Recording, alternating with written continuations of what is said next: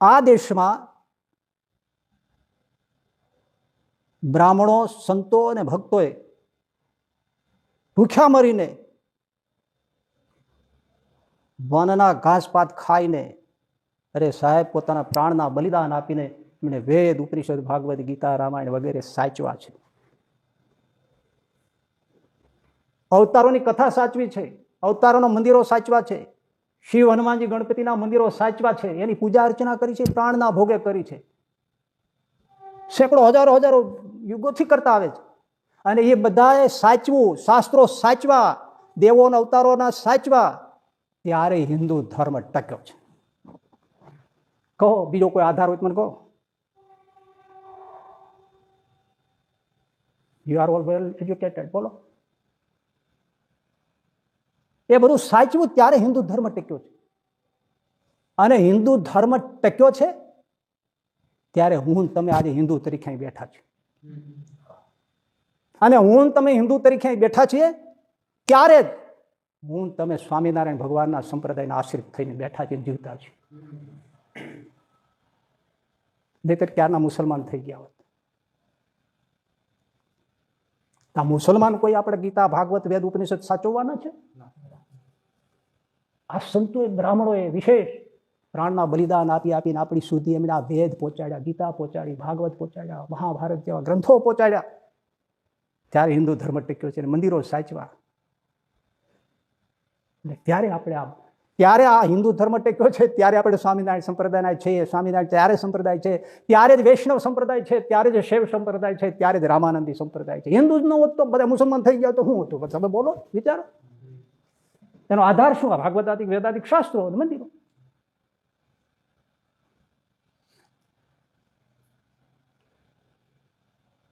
ભાઈ, દુઃખની વાત છે આ. હિન્દુઓ થઈને જ હિન્દુ ધર્મ એને ગમતો નથી, એના મંદિરો ગમતા નથી, હિન્દુ ધર્મનો વિરોધ કરે છે, એના ઉત્સવનો વિરોધ કરે છે. રામ મંદિર ગમતું નથી, શિવ મંદિર ગમતું નથી, રામ મંદિરના તાળામાં આ હિન્દુઓ જ છે.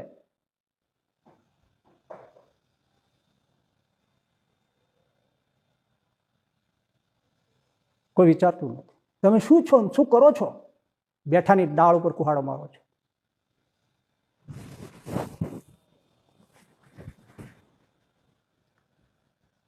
હિન્દુઓ કપાઈને મરી જાય તો જે હિન્દુ છે ને, હિન્દુ ધર્મના વિરોધી છે, જેને આ મંદિરો ઉત્સવ કાંઈ ગમતું નથી, એ એક શબ્દ બોલતા નથી. હિન્દુ મંદિર તૂટી જાય તો એક શબ્દ બોલતા નથી. હિન્દુ હોવા છતાં હિન્દુનો વિરોધ ધર્મનો કરે છે એ લોકો. સમજી લેજો તમે, એટલામાં બધું સમજી લેજો. બધું મારાથી ન કહી શકાય. અને કાંઈક મુસ્લિમને જરી તકલીફ પડી હોય તો એ બધા જ બેફામ બોલવા માંડે છે, ચેનલો ગજાવી મૂકે છે. કોઈ હિન્દુનો પક્ષ લેતું નથી, કોઈ હિન્દુ મંદિરનો પક્ષ લેતો નથી. હિન્દુ હોવા છતાં હિન્દુ વિરોધી છે એ લોકોને કહું છું. સમજાય છે ને બધું? એક શબ્દ બોલતા નથી, કોઈ પક્ષ લેતા નથી. અને જ્યારે કપાય છે ત્યારે કોઈ કાંઈ બોલતો નહીં. હિન્દુઓ કપાય છે ત્યારે બાંગ્લાદેશમાં જોયું ને, કોણ બોલ્યું? માનવ અધિકાર ક્યાં ગયો? અને દેશના આ બધા હિન્દુઓ જે હિન્દુ વિરોધી થઈને બેઠા છે છુલ્લક સ્વાર્થ માટે, આ લોકના સ્વાર્થ માટે, એ શું કરે છે? આપણે આ જે હિન્દુ ધર્મ, હિન્દુ હોવા છતાં હિન્દુ ધર્મનો વિરોધ કરે છે એ લોકો જ્યારે સત્તામાં હોય છે ત્યારે હિન્દુ ધર્મ વિરોધી કાયદા બનાવે છે. હિન્દુ ધર્મને નુકસાન થાય એવા, હિન્દુ ધર્મ નાશ પામે એવા કાયદા બનાવે છે. હિન્દુ મંદિરોને નુકસાન થાય એવા કાયદા બનાવે છે. હિન્દુ ધર્મના ઉત્સવો બંધ થાય એવા કાયદાઓ બનાવે છે. હિન્દુ ધર્મને પાળવા માટે એને રજા ન મળે એવા કાનૂન બહાર પાડે છે. સમજાય છે ને? આ સમજી લેવું જોઈએ. આપણા હિન્દુઓ આપણા હિન્દુ ધર્મનો વિરોધ કરે, ભલે હિન્દુઓ તો ગમે તે હોય, એને આપણે ટેકો ન અપાય, સહાય ન કરાય, મદદ ન કરાય, એના પક્ષે ન રહેવાય. કારણ કે હિન્દુ ધર્મનો નાશ થવાનો છે. એ રીતે એ પાપના ભાગીદાર તમે થશો. અને જ્યારે આ કોમી રમખાટ, ભાઈ તમને તો ખબર નથી, તમે ત્યારે આ 30 વર્ષ થઈ ગયા ગુજરાતમાં ભાજપ સરકારને, બાકી અમે તો જોયું છે. અમે 70 પહોંચવા આવ્યા, એટલા બધા હિન્દુઓ કપાતા, એ બધું દ્રશ્યો ભૂલાતા નથી. તમને નથી ખબર, કારણ કે કાં તો તમે ત્યારે ઘોડિયામાં છો, ક્યાં તો જન્મા જ નહીં હો. આજે ક્યાં છે સમજાતું નથી લોકોને. એ જ્યારે કાપા કાપી થાય છે ગમે ત્યાં એની સ્ટેટ કોઈ પણ, ત્યારે એ વિરોધી જે મારવા માટે જે હથિયારો લઈને નીકળે છે ત્યારે એ કોઈ જોતું નથી હો કઈ પાર્ટીનો છે. આ ટેકો દેનારાને મારે આ પ્રશ્ન છે, એ જોતા નથી કે કઈ પાર્ટીનો છે. હિન્દુ છો એટલે મારે છે ને કાપે છે, હે ને? તો પોતાના જ ઉપર કુહાડો મારે છે કે નહીં? એથી બીજી વાત, આવો જે હિન્દુ વિરોધી જે કોઈ હોય, જે કોઈ લોકો હોય, એને જે હિન્દુઓ થઈને ટેકો આપે છે એને મારા સીધો પ્રશ્ન છે કે તમને તમારા છોકરા છોકરી દીકરા દીકરી વાલા છે? હા, તમારા દીકરા દીકરી એના દીકરા દીકરી વાલા હશે? તો કે હા.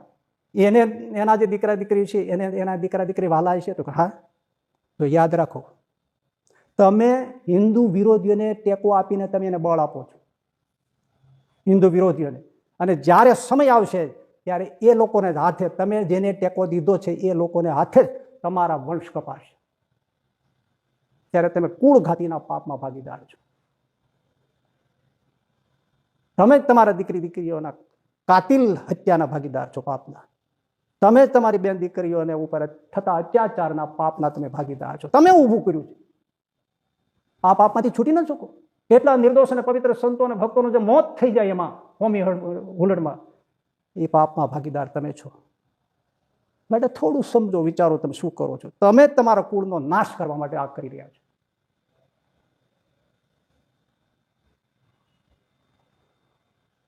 વિચારો. માટે એક રહો, નેક રહો, સેફ રહો. આ કરો તો જ તમે સુરક્ષિત રહેશો, તો જ હિન્દુ ધર્મ બચશે. ટૂંકું ન વિચારો બહુ. અને ભાઈ, હિન્દુઓને પણ પ્રાર્થના છે કે પોતાના બચ્ચાઓને, બાળકોને, પરિવારમાં એને ભગવાનને મંદિરે જતા, હિન્દુ મંદિરે જતા શીખવાડો.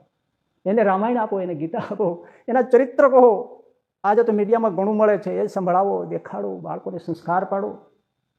મંદિર જતા કરો. તમે પણ મંદિરે જાઓ, ઘરમાં સુંદર છબીઓ રાખો, મૂર્તિઓ રાખો, આરતી ઉતારો, દીવાબત્તી કરો, અગરબત્તી કરો, પ્રાર્થના કરો, સ્તુતિ કરો, 2 શ્લોક બોલો, ભગવાનને પ્રણામ કરો. અને સાવ એક ને એક બે જેવી વાત છે કે જે પ્રજા પોતાના ઇતિહાસને અને સંસ્કારને ભૂલી જાય છે, સંસ્કૃતિ નષ્ટ થઈ જાય છે.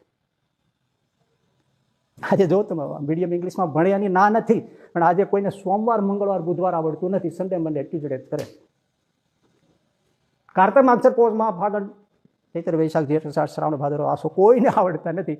એને January, February, March, April, May, June, July, August, September, October, November, December સુધી પક્ષ શું કહેવાય, બધી પક્ષ શું કહેવાય, કશી ખબર નથી. ધનુર્માસ શું કહેવાય, કશી ખબર નથી. શ્રાવણ મહિનો શું કહેવાય, કશી ખબર નથી. દોષી આપણે છીએ, આપણે શીખવતા નથી બાળકોને.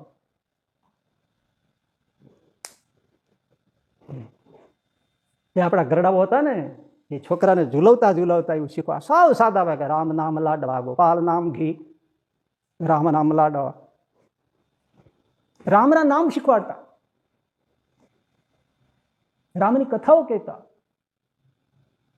બાળકને જન્મથી થતું હું હિન્દુ છું, પેટમાં પોટીને સાંભળેલી વીરા રામ લક્ષ્મણની વાત, શિવાજી હાલરડા ગવાતા એવા.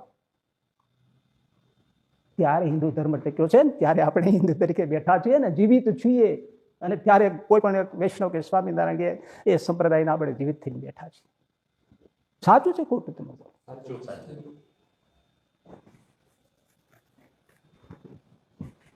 અંગ્રેજીનો અભાવ પણ ન હોવો જોઈએ, અંગ્રેજી ભાષાનો પ્રભાવ પણ ન હોવો જોઈએ.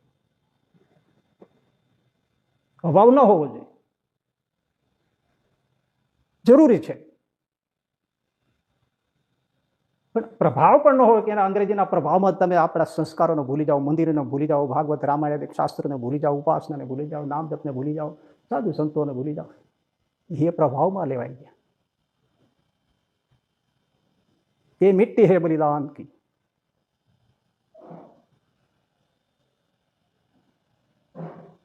આ કરવું જોઈએ.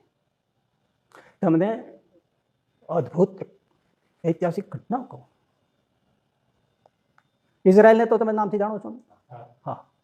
2500 વર્ષ પહેલા ત્યાં યહૂદી ધર્મ છે, આજે પણ છે. એ પ્રજાને યહૂદી પ્રજા કહેવાય છે.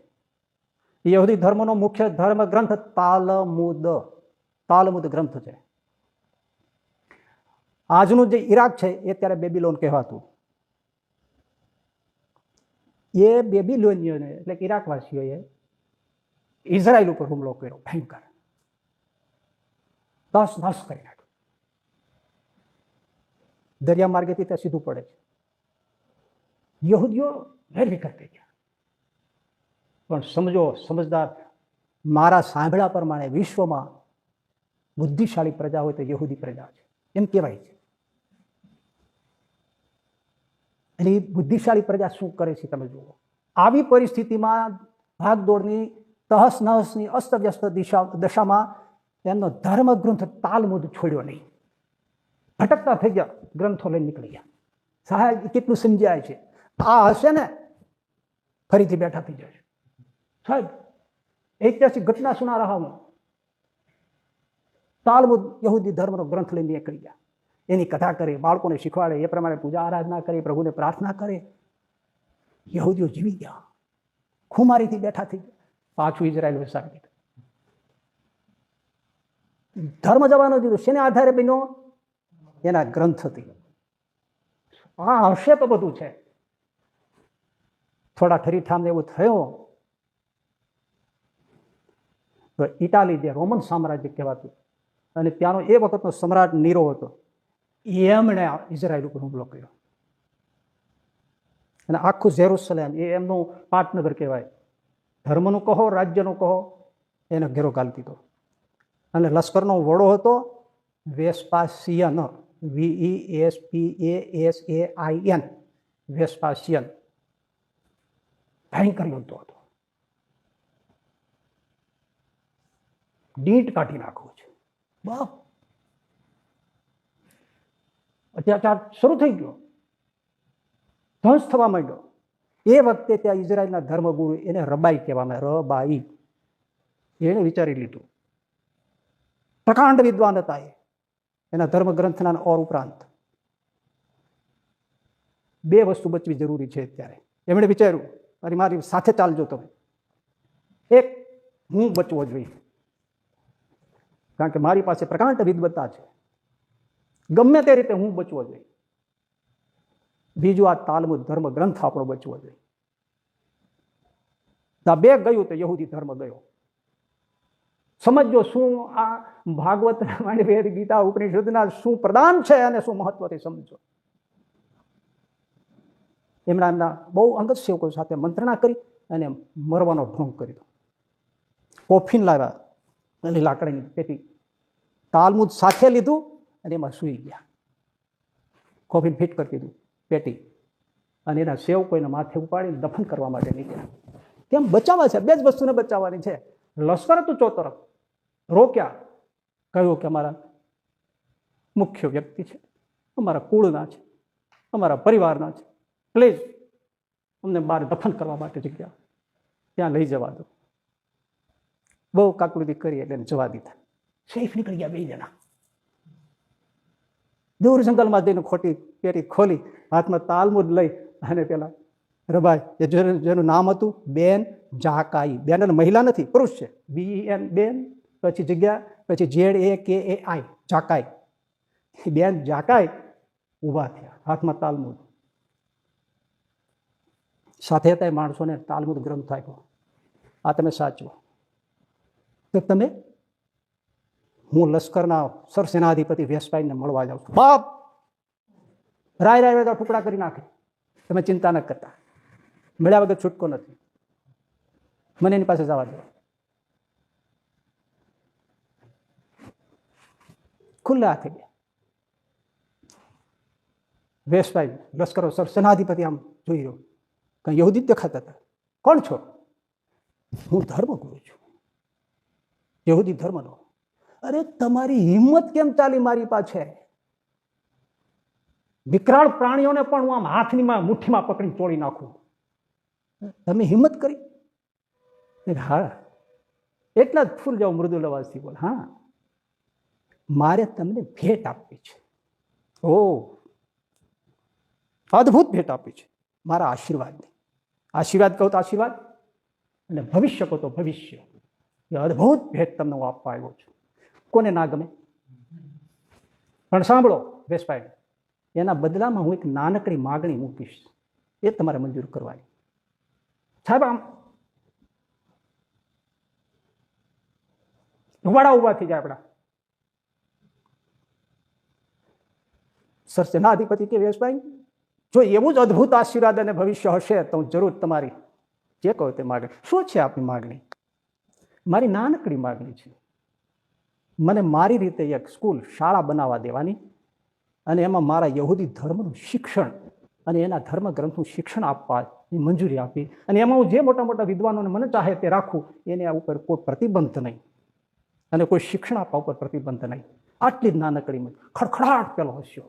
42 છોટા સા બચ્ચા હો, આવડા સામ્રાજ્યનો આશીર્વાદ આપવાનો. આગળ બોલી ગયો, પણ એ કે આટલી જ માગણી છે? તો કે હા, ઠીક છે.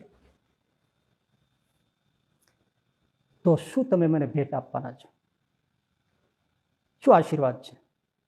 જો અદ્ભુત આશીર્વાદ હશે, અદ્ભુત ભવિષ્ય છે, તો તમારી માગણી જરૂર સંતોષીશ. તમે ટૂંક સમયમાં રોમન રાજ્યના સમ્રાટ બનશો. અશક્ય. હું સેનાધિપતિ છું, મારાથી રોમન સમ્રાટ ના બની શકાય.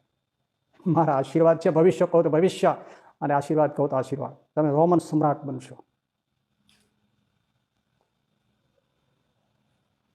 તો તમારી માગણી શું છે બોલો? એટલે એમણે આ માગણી કીધી. એટલે હસ્યા. 42 આટલો મોટો આશીર્વાદ, આટલો મોટો અદ્ભુત ભેટ અને ભવિષ્ય, એની સામે આટલું જ? આટલાથી મને સંતોષ છે. શું વાત કરો તમે! જોવો તો કરે ને શું માગ્યું. ધર્મનું શિક્ષણ, પાઠશાળા, ધર્મગ્રંથનું શિક્ષણ. સાહેબ, આપણને કોઈને સૂજે છે આવું? આશીર્વાદ કેવો આપ્યો? રોમન સમ્રાટનો. ભવિષ્ય આપ્યું, ભેટ આપી. જો હું રોમન સમ્રાટ બનવું તો તમને આ મંજૂરી છે. સ્વીકારી લીધું. સાહેબ, થોડા દિવસમાં રોમન સમ્રાટ નીરોએ પોતે આત્મહત્યા કરી. કેબિનેટ, સેનેટ મળી, અને એ જ ક્ષણે આ સરસેનાધિપતિ વેશભાઈ હતો, એને રોમન સમ્રાટ તરીકે જાહેર કર્યો.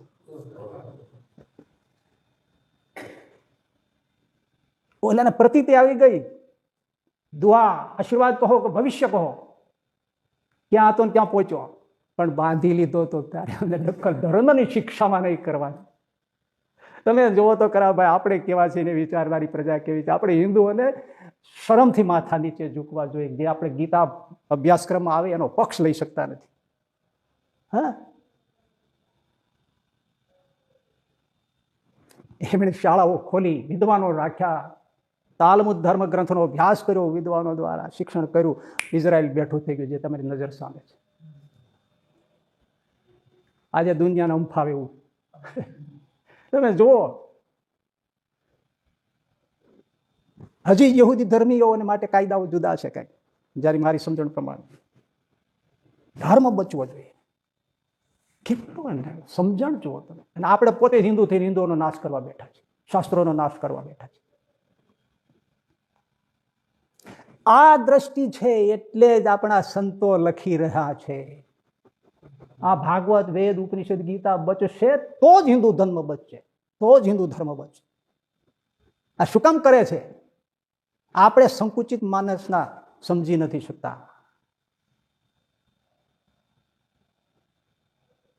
એટલે શ્રીજી મહારાજ શિક્ષાપત્રીમાં લખે છે 93 માંથી 95 શ્લોક સુધી 8 સત્શાસ્ત્રો અમને પ્રિય છે. શબ્દ શું વાપર્યો? અમને પ્રિય છે. વેદ, વ્યાસસૂત્ર, ભાગવત, ગીતા, વિદુર નીતિ, વિષ્ણુ સહસ્ત્રનામ જે મહાભારતમાં છે, સ્કંદ પુરાણનો વાસુદેવ મહાત્મ્ય અને યાજ્ઞવલ્ક્ય સ્મૃતિ ઇષ્ટ છે, અમને પ્રિય છે. એટલું કઈ અટક્યા નથી. હવે કાન ખોલીને સાંભળો. પછી લખ્યું 96મા શ્લોકમાં 96, સ્વહિતેચ્છુભિ એતાની મદ શિષ્યૈ સકલૈ અપી શ્રોતવ્યાનથ પાઠ્યાની કથનીયાની ચ દ્વિજૈ. શ્રીજી મહારાજ શું કહે છે? પોતાને હિતને ઈચ્છતા, જો મારો શબ્દ આવે જ નહીં, હિતને ઈચ્છતા હો તો લોંગ ટાઈમ શું દ્રષ્ટિથી જુઓ, જે સંતોએ જે ભાષ્યો લખ્યા મથા નથી લખ્યા, શ્રીજી મહારાજે જો આ લોંગ ટાઈમ, તમે આ શબ્દ આખી શિક્ષાપત્રીમાં નથી, અહીં મૂક્યો છે. તમે તમારા હિતને ઈચ્છતા હો તો, પાછો શબ્દ વાપર્યો, મત શિષ્ય, મારા શિષ્યોએ. આ ઘણા લોકો શિક્ષાપત્રીમાં આજે બધા ફાટા પડી ગયા, એમાંથી કોઈ કહેતા ને શિક્ષાપત્રી તો સામાન્ય છે ને એ સર્વજન હિતાય લખી છે, સર્વ સામાન્ય માણસો માટે લખી છે. મત શિષ્ય, મારા શિષ્યોએ. પછી અટક્યા નહીં, સકલે, બધાએ, સઘળાએ, એક પણ છોડ્યો નહીં. મારા બધા શિષ્યોએ પણ આ શાસ્ત્રોને પોતાની હિસ્તતા હોય એમણે સાંભળવા. સાહેબ આગલી વાત કરી બધી તાળો મળી ગયો ને, એને સાંભળવા. અને બ્રાહ્મણ હોય એમણે પાઠ્યાની ભણવા, ભણાવવા અને એની કથા કરી. આ દ્રષ્ટિ છે. તમે હિન્દુ હશો ને તો આ બધું છે. અવતારો સાચવાય છે, પંચદેવો સાચવાય છે, ભાગવદાદિક વેદાદિક શાસ્ત્રો સાચવાય છે, તો તમારું અસ્તિત્વ છે. હવે તો તમને આમ એક ને બે દિવસ આમ બરાબર સમજાઈ ગયું છે. એટલે પાછા કેટલા ભગવાન સ્વામિનારાયણ આમ સૂચ પકડ ધરાવે છે. વચનામૃત વડતાલમાં 8 શાસ્ત્રોના ફરીથી નામ આપ્યા, અને એમાં એમ કહ્યું કે આ 8 શાસ્ત્રો છે એ આપણા સંપ્રદાયના પ્રમાણરૂપ છે. 8 નામ ગણાય. હવે મારે જે કહેવું છે ને એ યહી હૈ.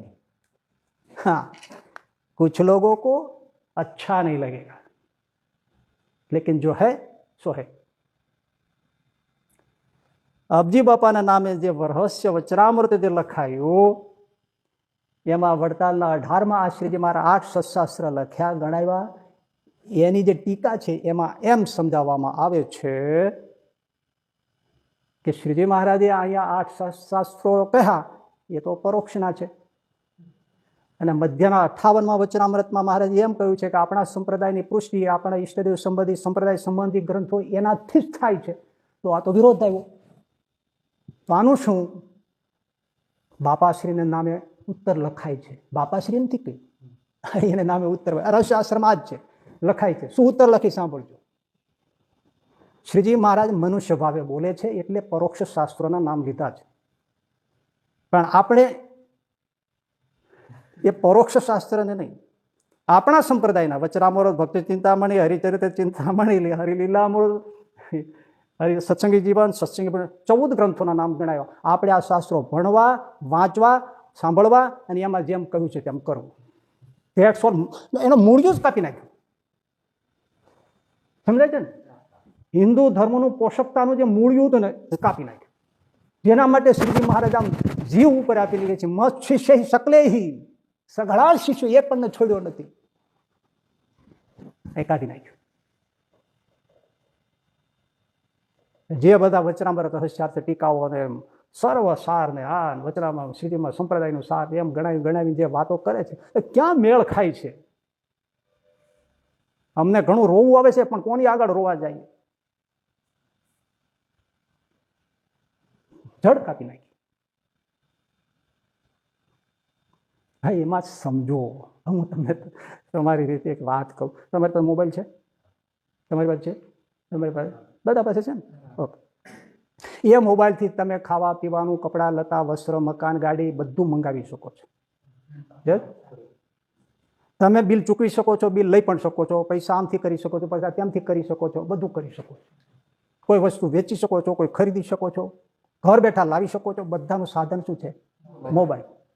તમારા માટે પોષણ કરતા છે ને, બરાબર. ક્યાં સુધી? એમાં બેટરી ચાર્જ છે ત્યાં સુધી, ચાર્જિંગ છે ત્યાં સુધી. વીજળી ન હોય તો આ લોઢાનો કટકો થઈ જાય. એને મોબાઈલ ન કહી શકાય. વાત પતી. એમ આ ભાગવત, વેદ, પુરાણ, શાસ્ત્રો આપણા જે છે, મંદિરો છે, અવતારો છે, પંચશિવાદિક દેવો છે, એ હિન્દુ ધર્મનું પાવર હાઉસ છે. એ પાવર હાઉસ છે તો આ જે ફોન છે, મોબાઈલ છે ને, એ બધા સંપ્રદાયો છે, તો એ ચાર્જ થાય છે અને જીવિત રહે છે અને એનું કામ કરી શકે છે અને બધાને પોષણ કરી શકે. અન્યથા જો પાવર હાઉસ બંધ થઈ ગયું, જતું રહ્યું, તો કશું જ રહેશે નહીં.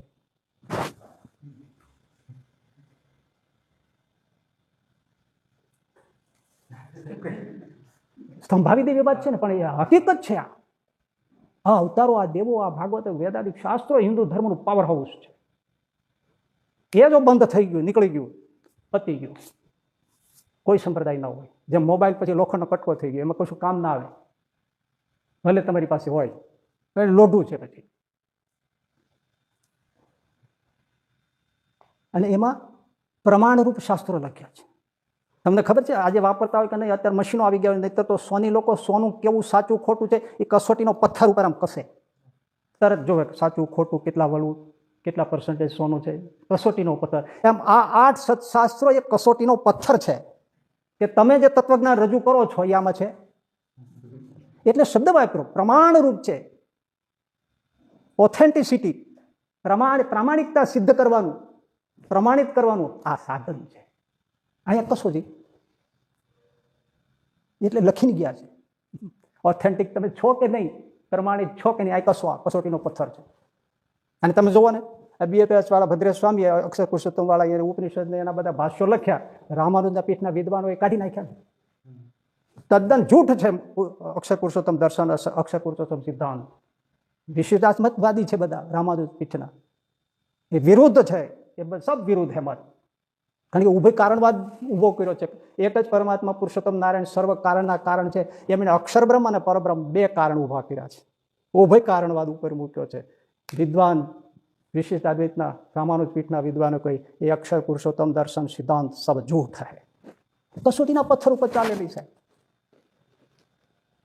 એટલે લખીને ગયા છે આપણો બાપો. એમ તમે મૂર્તિના તેજરૂપ ધામની વાત કરો છો, કશું અહીંયા બોલાવો ફડાકો.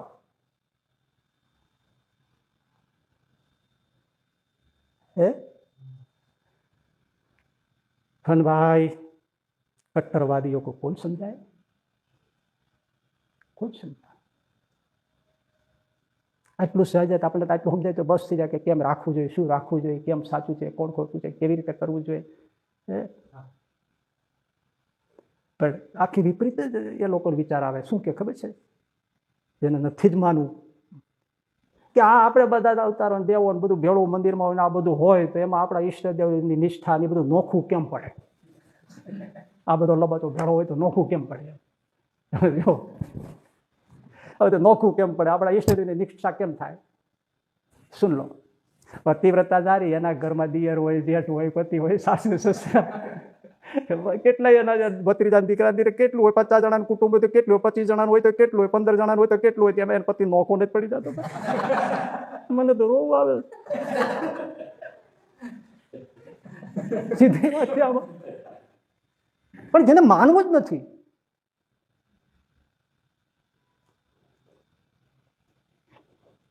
એના પતિમાં નિષ્ઠા હોય, એને એનામાં જેવો પ્રેમ હોય એવો કોઈ પરિવારમાં કોઈ માં ન હોય. એ પતિવ્રતા નારી છે. પ્રીતનો મિનિંગ સમજો તમે. આ તમે જુઓ, નરસિંહ મહેતા હોય કે આપણા પર્વતભાઈ હોય કે ગોવર્ધનભાઈ હોય, બધા ઘરમાં જ રહેતા હતા ને, ઘર ભાગીને ભક્તિ તો નતા જ ગયા. બરાબર, એમને શ્રીજી મહારાજ સિવાય ક્યાંય પ્રીત હતી આ આખા બ્રહ્માંડમાં ક્યાંય.